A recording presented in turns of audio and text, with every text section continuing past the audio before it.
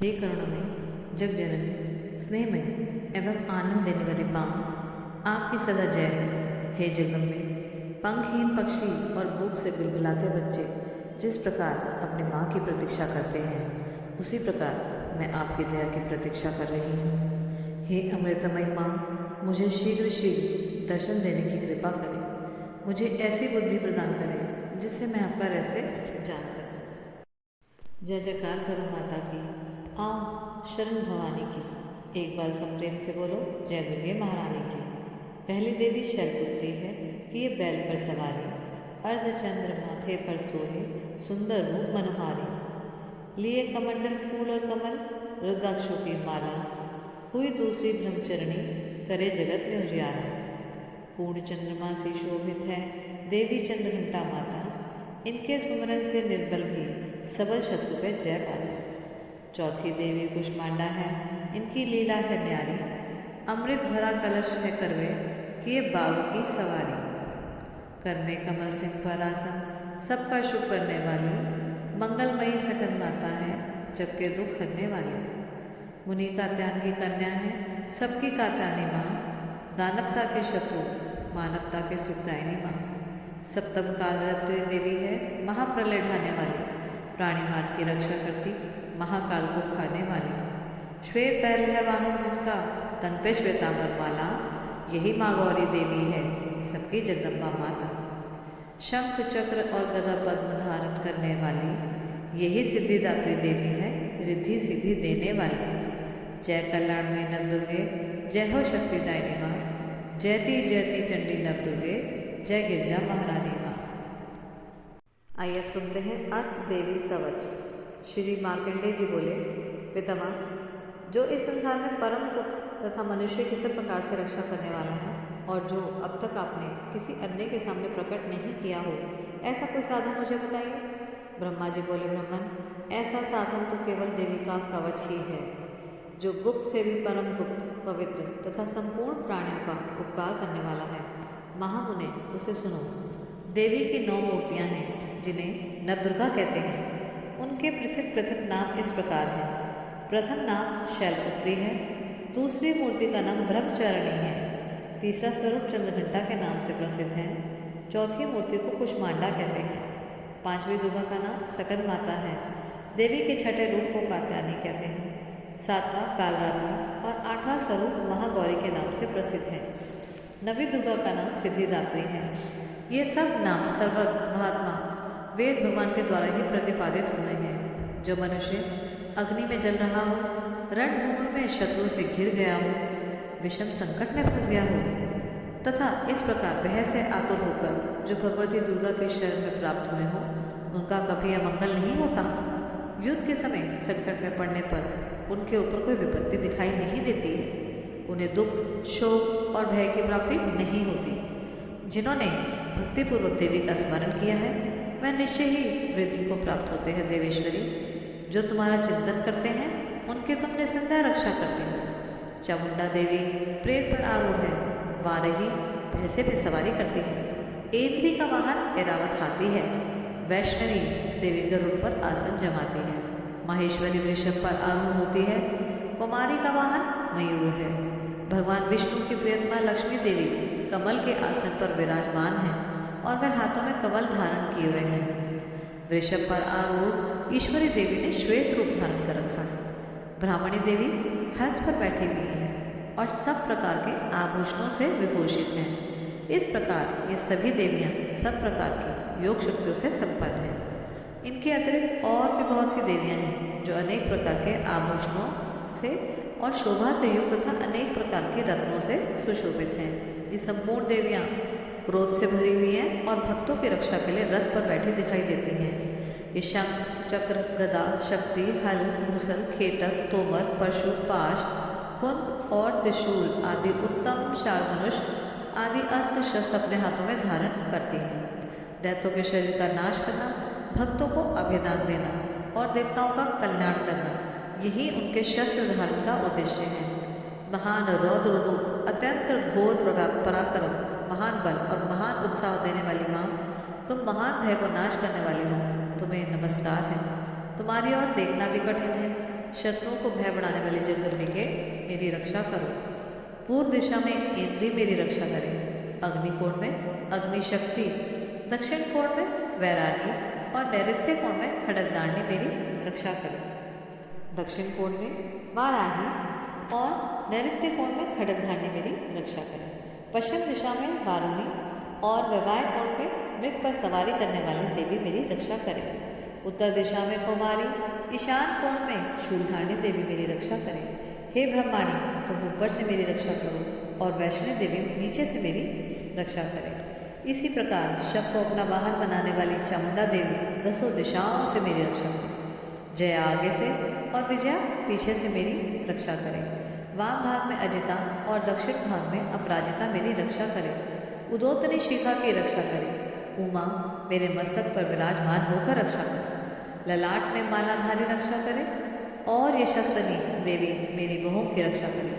बहों के मध्य भाग में त्रिनेत्रा और नथनों की यमघंटा देवी रक्षा करे। कालिका देवी कपोलों की तथा भगवती शांकरी कानों के मूल भाग की रक्षा करे। नासिका में सुगंधा और ऊपर के ओष्ठ में चर्चिका देवी रक्षा करे। नीचे के ओष्ठ में अमृत कला और जिहा की सरस्वती देवी रक्षा करे। कुमारी दांतों की रक्षा करे। चंडिका कंठ प्रदेश की रक्षा करे। चित्र घंटा गले की घाटी की और महामाया तालू में रहकर रक्षा करे। कामाक्षी थोड़ी की, सर्वमंगला मेरे वाणी की रक्षा करे। भद्रकाली ग्रीवा की और धनुर्धारी मेरुदंड में रहकर रक्षा करें। कंठ के बाहरी भाग में नीलग्रीवा और नली, कंठ की नली में नलकूबरी रक्षा करें। दोनों कंधों में खड्गनी और दोनों भुजाओं में वज्रधारणी रक्षा करें।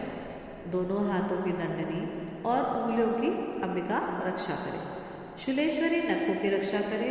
कुलेश्वरी कुक्षी पेट में रहकर रक्षा करे। महादेवी दोनों स्तनों की, शोक विनाशनी देवी मन की रक्षा करे। ललिता देवी हृदय में और शूलधारिणी उदर में रहकर रक्षा करे। नाभि में कामनी, गुह भाग में गुहेश्वरी रक्षा करे।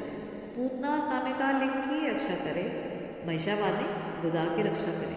भगवती कोटि भाग की, विंध्यवासिनी घुटनों की रक्षा करे। संपूर्ण कामनाओं को देने वाली महाबला देवी दोनों चरणों के पृष्ठ भाग की रक्षा करे। श्री देवी पैरों की उंगलियों की, तलवासिनी देवी पैरों के तलवों में रहकर रक्षा करे। दृष्टा कराली देवी नखों की और ऊर्ध्व केशनी देवी केशों की रक्षा करे। रोम वालों के छिदों में कोवेरी तथा त्वचा की बागेश्वरी देवी रक्षा करे। पार्वती देवी रक्त, मज्जा, वसा, मांस, हड्डी और मेदे की रक्षा करे। आंतों की कालरात्रि और पित्त की मुक्तेश्वरी रक्षा करे। मूलाधार आदि कमल कोशों में पद्मावती देवी और कफ में चूड़ा देवी स्थित होकर रक्षा करे। नख के तेज की ज्वालामुखी रक्षा करे। जिसका किसी से भी असमय से भेदन ना हो सके, वह अभेदा देवी शरीर की समस्त संधियों में रहकर रक्षा करे। हे ब्रह्माणी, आप मेरे वीर्य की रक्षा करें। छतेश्वरी छाया की रक्षा करें तथा धर्म धारणी देवी मेरे अहंकार, मन और बुद्धि की रक्षा करें। वज्रहस्ता देवी मेरे प्राण, अपान, व्यान, उदान और समान वायु की रक्षा करें। भगवती कल्याण शोभना मेरे प्राणों की रक्षा करें। रस, रूप, गंध, शब्द, स्पर्श इन विषयों को अनुभव करते समय योगिनी देवी मेरी रक्षा करें। सत्वगुण, रजोगुण, तमोगुण की रक्षा सदाय नारायणी देवी रक्षा करे। वाराही आयु की रक्षा करे। वैष्णवी देवी धर्म की रक्षा करे तथा चक्रणी देवी यश, कीर्ति, लक्ष्मी, धन तथा विद्या की रक्षा करे। इंद्राणी आप मेरे गोत्र की रक्षा करें। चंडिके तुम मेरे पशुओं की रक्षा करो। महालक्ष्मी पुत्रों की रक्षा करे। भैरवी मेरी पिता, पति या पत्नी की रक्षा करे। मेरे पद की सुपथा तथा मार्ग की क्षेमकारी रक्षा करे। राजा के दरबार में महालक्ष्मी रक्षा करे तथा सब ओर से व्याप्त रहने वाली विजया देवी संपूर्ण भयतापों से मेरी रक्षा करे। देवी जो स्थान इस कवच में नहीं कहा गया है अथवा रक्षा से रहित रह गया है, वह सब तुम्हारे द्वारा सुरक्षित हो, क्योंकि आप विजयशालिनी और पाप नाशिनी हो। कवच के द्वारा सब ओर से सुरक्षित मनुष्य जहाँ जहाँ भी जाता है वहाँ वहाँ उसे धन का लाभ होता है तथा संपूर्ण कामनाओं को सिद्धि करने वाली विजय की प्राप्ति होता है। वह जिस जिस अभीष्ट वस्तु का चिंतन करता है वह उसको निश्चय ही प्राप्त कर लेता है। वह पुरुष इस पृथ्वी पर महान ऐश्वर्य का भागी होता है। कवच से सुरक्षित मनुष्य निर्भय हो जाता है, युद्ध में उसकी पराजय नहीं होती, वह तीनों लोक में पूजनीय होता है। देवी का यह कवच देवताओं के लिए भी दुर्लभ है। जो प्रतिदिन नियम पूर्वक तीनों संध्याओं के साथ श्रद्धा के साथ इसका पाठ करता है, उसे देवी कला प्राप्त होती है तथा वह तीनों लोकों में कहीं भी पराजित नहीं होता। इतना ही नहीं, वह अपमृत्यु से रहित होकर 100 से भी अधिक वर्षों तक जीवित रहता है। उसको मकड़ी, चेचक और कोढ़ आदि संपूर्ण व्याधियाँ नष्ट हो जाती हैं। कनेर, भांग, अफीम, धतूरे आदि का स्थावर विष, सांप और बिच्छू आदि के काटने से चढ़ा हुआ जख्म विष, अहिफेन और तेल के संयोग आदि से बनने वाला कृत्रिम विष भी, ये सभी प्रकार के विष दूर हो जाते हैं, उस पर उसका कोई असर नहीं होता। इस पृथ्वी पर मारण, मोहन आदि जितने भी अभिचारिक तांत्रिक प्रयोग होते हैं तथा इस प्रकार के यंत्र मंत्र होते हैं, वे सब इस कवच को हृदय में धारण कर लेने पर मनुष्य को देखते ही नष्ट हो जाते हैं। यही नहीं, पृथ्वी पर विचरने वाले ग्राम देवता, आकाशचारित देव विशेष, जल के संबंध से प्रकट होने वाले गण, उपदेश मात्र से सिद्ध होने वाले देवता, अपने जन्म के साथ प्रकट होने वाले देवता, कुल देवता, माला, डाकनी, शाकनी, अंतरिक्ष में विचरने वाली भगवती भयानक डाकनियाँ, ग्रह, भूत, पिशाच, यक्ष, गंधर्व, राक्षस, ब्रह्म राक्षस, विताल, कुष्मांड और भैरव आदि अनिष्टकारी देवता भी हृदय में कवच को धारण किए रहने मनुष्य को देखते ही भाग जाते हैं। कवचधारी पुरुष को राजा से सम्मान वृद्धि प्राप्त होती है। यह कवच मनुष्य के तेज को वृद्धि करने वाला और उत्तम है। कवच का पाठ करने वाला पुरुष अपनी कीर्ति से विभूषित भूतल पर अपने सुयश के साथ वृद्धि को प्राप्त होता है। जो पहले कवच का पाठ करके उसके बाद सप्तशती का पाठ करता है, तब उसकी तब तक वन, पर्वत, कानन, पृथ्वी सहित ये पृथ्वी टिकी रहती है। तब तक वह पुत्र, पौत्र आदि कुल की परंपरा बनी रहती है। फिर देह का अंत होने पर वह पुरुष भगवती महामाया के प्रसाद से नित्य परम पद को प्राप्त होता है, जो देवताओं के लिए भी दुर्लभ है। वह सुंदर दिव्य रूप धारण करता है और सदा शिव के साथ आनंद का भागी होता है। जय माता दी। श्री अर्गला स्रोत। श्री मार्कंडेय जी बोले, जनता, मंगला, काली, भद्रकाली, कपालिनी, दुर्गा, क्षमा, शिवा, धात्री, स्वाहा, स्वधा इन नामों से प्रसिद्ध जगदम्बिके, तुम्हें मेरा नमस्कार हो। देवी चामुंडे, तुम्हारी जय हो। संपूर्ण प्राणियों का कष्ट होने वाली देवी, तुम्हारी जय हो। सब में व्याप्त रहने वाली देवी, तुम्हारी जय हो। हे कालरात्रि, तुम्हें नमस्कार है। मधु और कैटब वाले ब्रह्मा जी को वरदान देने वाली देवी, तुम्हें नमस्कार है। तो मुझे रूप आत्मस्वरूप का ज्ञान दो। जय, मोह पर विजय दो। यश, मोह विजय तथा ज्ञान प्राप्ति रूपी यश दो और मेरे काम, क्रोध आदि शत्रु का नाश करो। महिषासुर का नाश करने वाली, भक्तों को सुख देने वाली देवी, तुम्हें नमस्कार है। तो मुझे रूप दो, जय दो, यश दो, काम, क्रोध आदि शत्रु का नाश करो। रक्त बीज का वध, जन्मों का विनाश करने वाली देवी, तो मुझे रूप दो, जय दो, यश दो, काम, क्रोध आदि शत्रु का नाश करो। शुभ और निशुभ, धूम्रलोचन का मर्दन करने वाली देवी, तो मुझे रूप दो, जय दो, यश दो, काम, क्रोध आदि शत्रु का नाश करो। सबके द्वारा वंदित युगल चरणों वाली, संपूर्ण सौभाग्य प्रदान करने वाली परमेश्वरी, तो मुझे रूप दो, जय दो, यश दो, काम, क्रोध आदि शत्रु का नाश करो। तुम्हारे रूप और चरित्र अचित्य हैं, तुम समस्त शत्रु का नाश करने वाले हो। तो मुझे रूप दो, जय दो, यश दो, काम, क्रोध आदि शत्रु का नाश करो। पापों को दूर करने वाले चरण गए, जो भक्तिपूर्वक तुम्हारे चरणों में सर्वदा अपना मस्तक झुकाते हैं, उन्हें तुम रूप दो, जय दो, यश दो, काम, क्रोध आदि शत्रु का नाश करो। रोगों का नाश करने वाले चंडिके, जो भक्तिपूर्वक तुम्हारी स्तुति करते हैं, उन्हें तुम रूप दो, जय दो, यश दो और उनके काम, क्रोध आदि शत्रु का नाश करो। चंडिके, इन संसार में जो भक्तिपूर्वक तुम्हारी पूजा करते हैं, उन्हें रूप दो, जय दो, यश दो और काम, क्रोध आदि शत्रु का नाश करो। मुझे सौभाग्य, आरोग्य दो, परम सुख दो, रूप दो, जय दो, यश दो, काम, क्रोध आदि शत्रु का नाश करो। जो मुझसे द्वेष रखते हैं, उनका तुम नाश करो। मेरे बल की वृद्धि करो। रूप दो, जय दो, यश दो, काम, क्रोध आदि शत्रु का नाश करो। देवी, मेरा कल्याण करो। मुझे उत्तम संपत्ति प्रदान करो। रूप दो, जय दो, यश दो और काम, क्रोध आदि शत्रु का नाश करो। अंबिके, देवता और असुर दोनों ही अपने माथे के मुकुट की मणियाँ तुम्हारे चरणों पर घिसते हैं। तुम रूप दो, जय दो, यश दो, काम क्रोध आदि शत्रु का नाश करो। तुम अपने भक्तजनों को विद्वान, यशस्वी तथा लक्ष्मीवान बनाओ तथा रूप दो, जय दो, यश दो, काम क्रोध आदि शत्रु का नाश करो। प्रचंड दैत्य का दर्प करने वाली चंडिके, मुझे शरणागत को रूप दो, जय दो, यश दो, काम क्रोध आदि शत्रु का नाश करो। चतुर्मुख ब्रह्मा जी के द्वारा प्रशंसित हे जाग भुज वाली परमेश्वरी, तो मुझे रूप दो, जय दो, यश दो, काम क्रोध आदि शत्रु का नाश करो।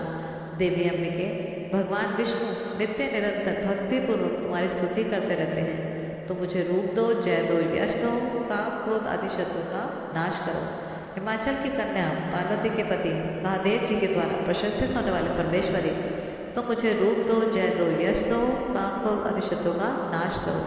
शचीपति इंद्र के द्वारा सद्भाव से पूजित होने वाले परमेश्वरी, तो मुझे रूप दो, जय दो, यश दो, काम क्रोध आदि शत्रु का नाश करो।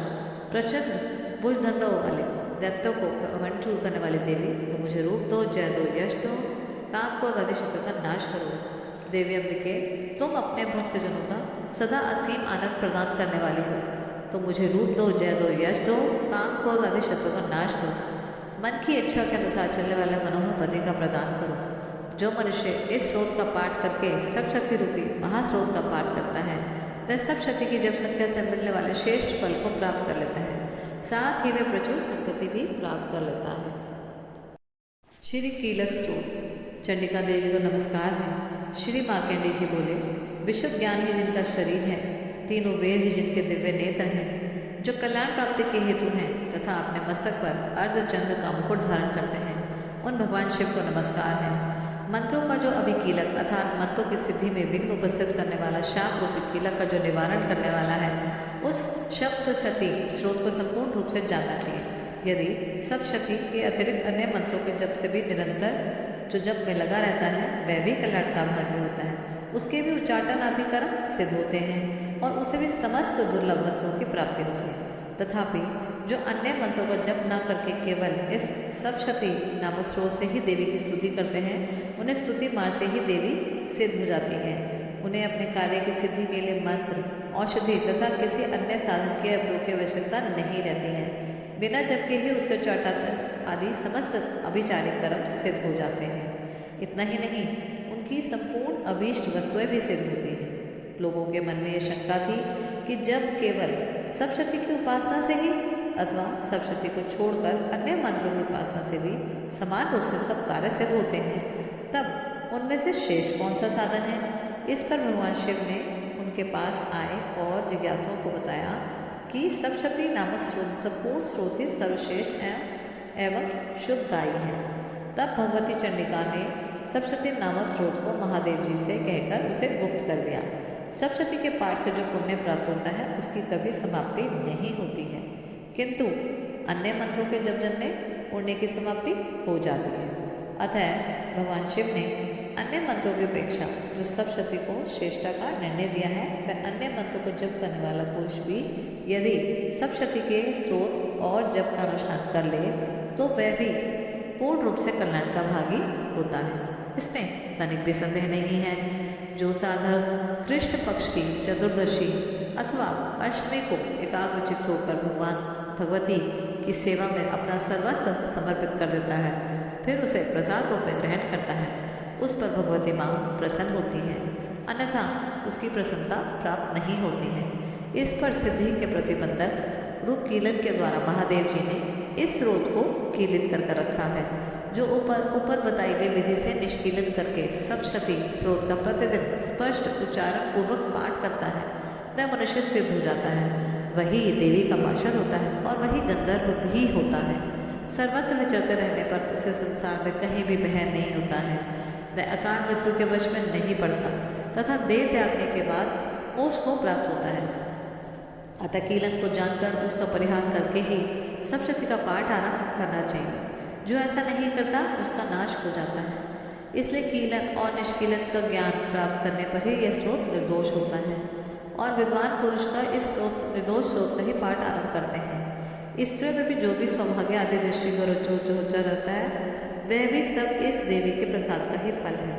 अतः इस कल्याणदायक स्रोत का सदा जप करना चाहिए। इस स्रोत को मध्य स्वर से पाठ करने पर कम फल की प्राप्ति, उच्च स्वर से पाठ करने पर पूर्ण फल की प्राप्ति होती है।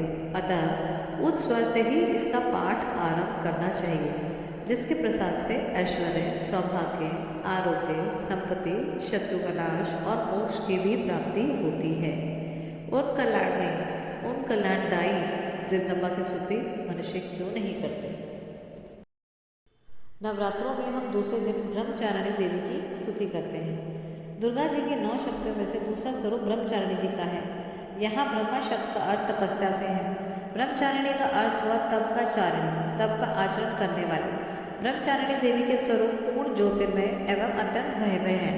इनके बाएं हाथ में कुमंडल और दाएं हाथ में जप की माला रहती है। माँ दुर्गा का यह दूसरा स्वरूप भक्तों और सिद्धों को अनंत फल देने वाला होता है। इनकी उपासना से मनुष्य में तप, त्याग, वैराग्य, सदाचार, संयम की वृद्धि होती है। दुर्गा पूजा के दूसरे दिन इन्हीं की उपासना की जाती है। इस दिन साधक का मन स्वाधिष्ठान चक्र में स्थित रहता है और इस चक्र से अवस्थित मन वाला योगी उनकी कृपा और भक्ति को प्राप्त होता है। आइए आगे कथा पढ़ते हैं।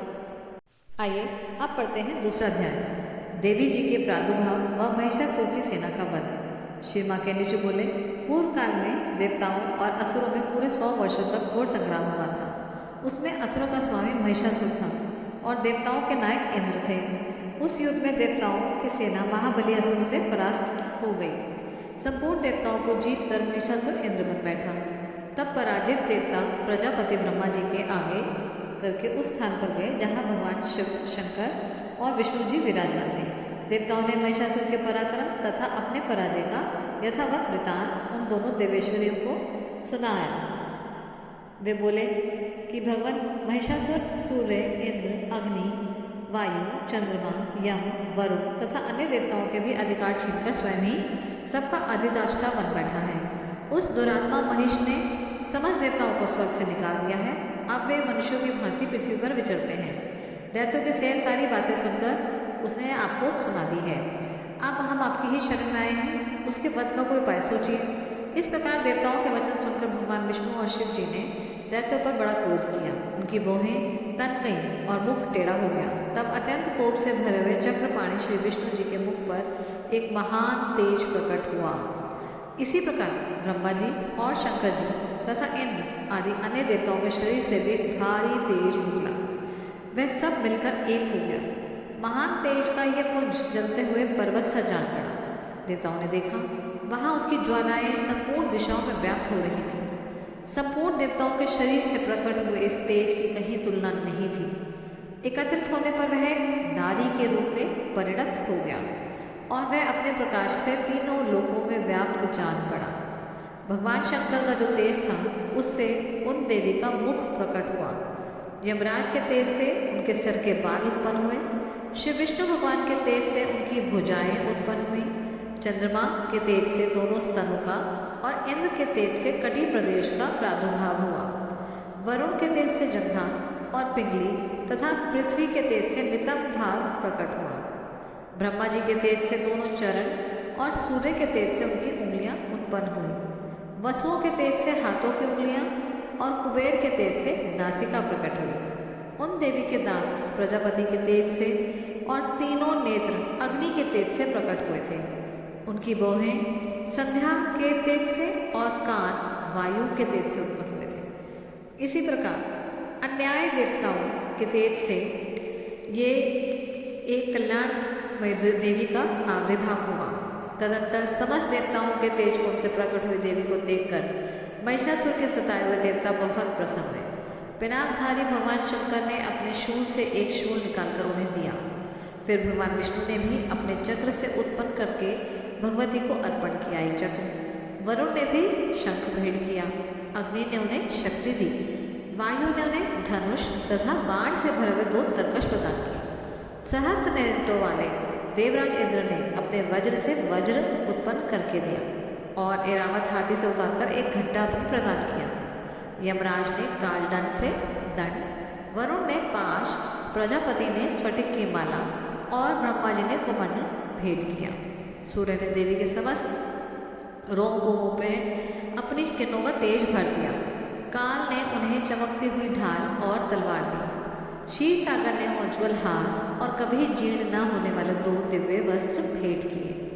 साथ ही उन्होंने दिव्य चूड़ामणि, 2 कुंडल, कड़े, उज्ज्वल अर्धचंद्र और सब बाहुओं के लिए केयूर, दोनों चरणों के लिए निर्मल नुपुर, गले की सुंदर हंसली और सब उंगलियों में पहनने के लिए रत्नों की बनी अंगूठियां भी दी। विश्वकर्मा जी ने उन्हें अत्यंत निर्मल फरसा भेंट किया। साथ ही अनेक प्रकार के अस्त्र और अभेद कवच दिए।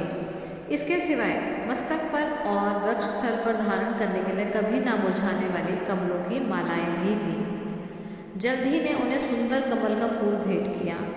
हिमालय ने सवारी के लिए सिंह तथा भांति भांति के रत्न समर्पित किए।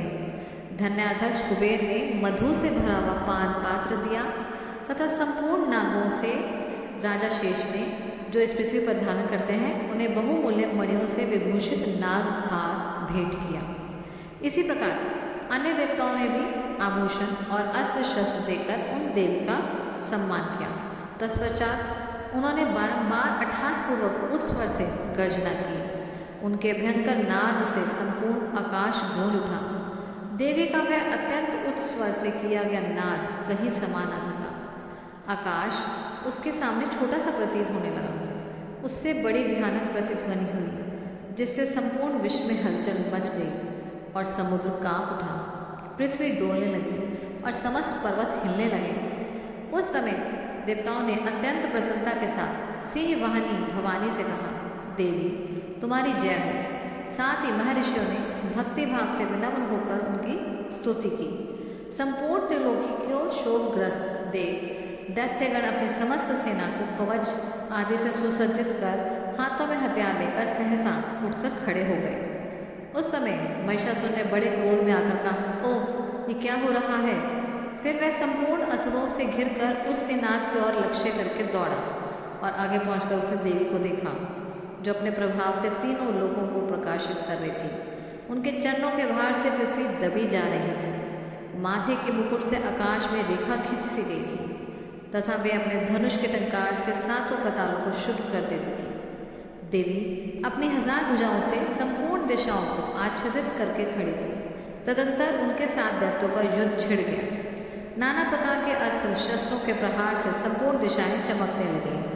चिक्षुर नामक महान असुर, जो महिषासुर का सेना नायक था, वह देवी के साथ युद्ध करने लगा। अन्य दैत्यों की चतुरंगी सेना को साथ लेकर चावल भी लड़ने लगा। 60,000 रथियों के साथ आकर उदग्र नामक महादैत्य ने लोहा लिया। 1 करोड़ रथियों के साथ लेकर महाहनु नामक दैत्य युद्ध करने लगे, जिसके तलवार रोए के समान तीखे थे। वह असिलोमा नाम का महादैत्य 5 करोड़ रथी सैनिकों सहित युद्ध में आ डटा। 60 लाख से घिरा हुआ वाशकल नामक दैत्य भी उस युद्ध में लड़ने लगा। परिवारित नामक राक्षस हाथी सवार और घुड़सवारों के अनेक दलों तथा 1 करोड़ रथियों की सारी सेना लेकर साथ में युद्ध करने लगा।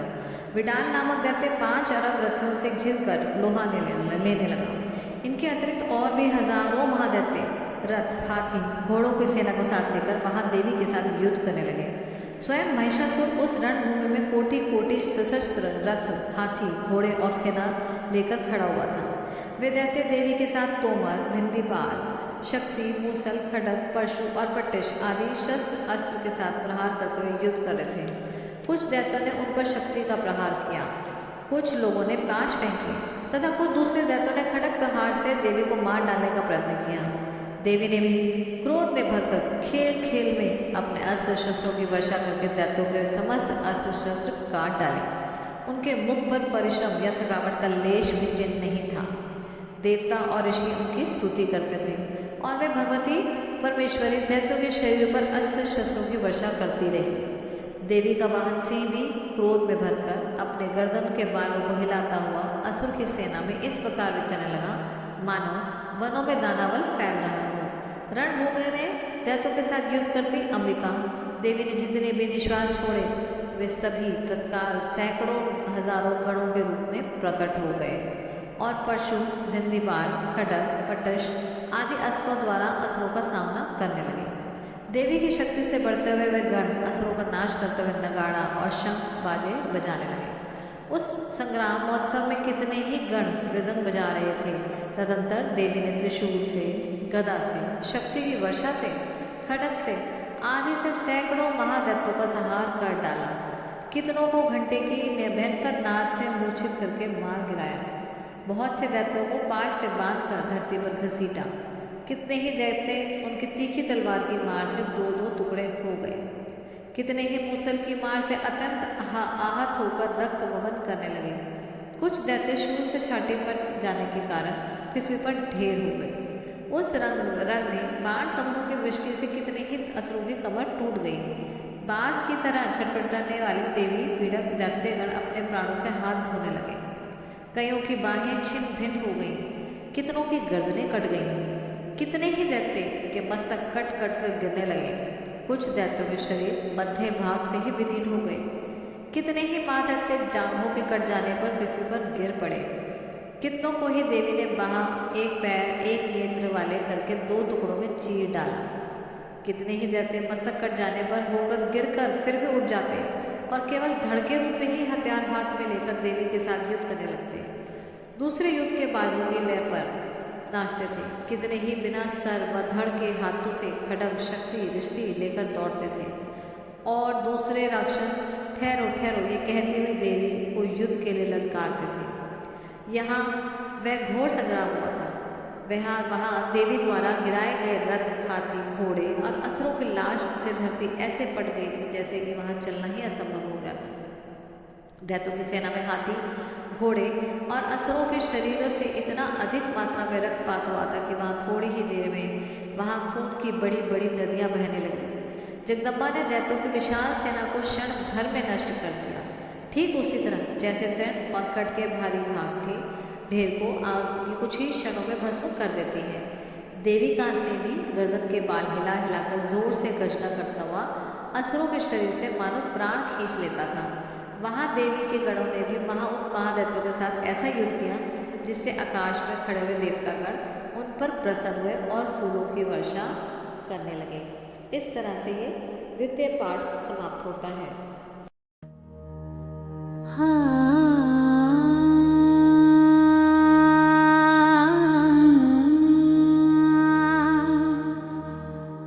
जय अम्बे गौरी मैया, जय श्यामा गौरी, तुमको निश दिन ध्यावत हरे ब्रह्मा शिवरी। जय जय जय जय माँ, जय